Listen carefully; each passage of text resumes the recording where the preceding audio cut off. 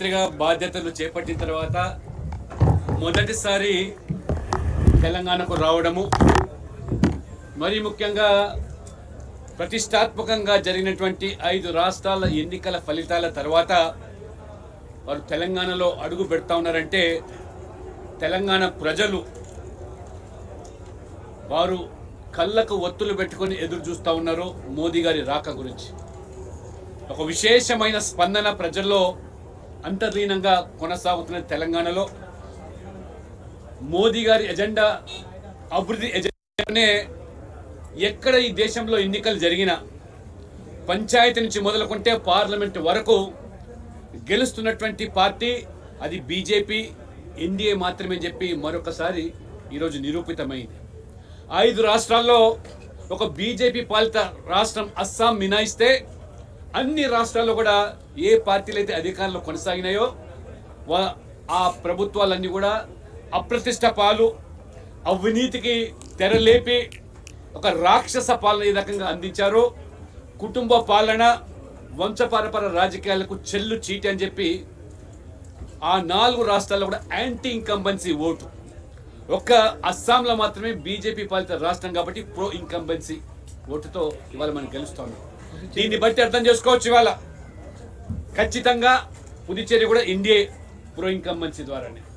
ఇవాళ అర్థం చేసుకోవచ్చు తెలంగాణ ప్రజలు కూడా అభివృద్ధి ఎక్కడంటే మోదీ గారు ఎక్కడ ఉంటే అభివృద్ధి అక్కడ.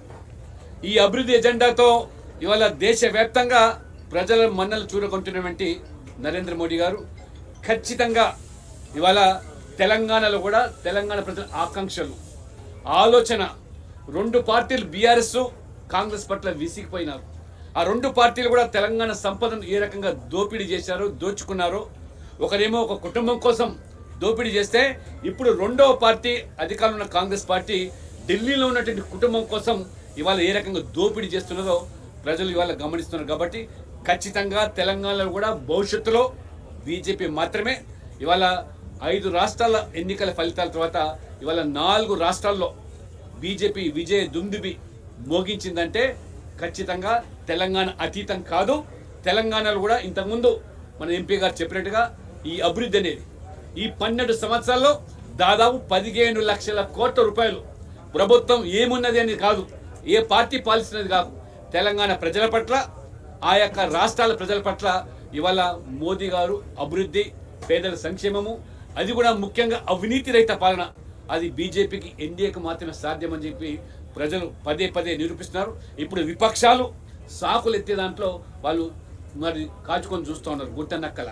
ఇవాళ ఈవీఎంల మీదనో, ఎస్ఏఆర్ పేరు మీదనేమో రకరకాలైనటువంటి వ్యాఖ్యలు 2 రోజుల నుంచి మనం చూస్తున్నాం ఎగ్జిట్ పోల్స్ తర్వాత.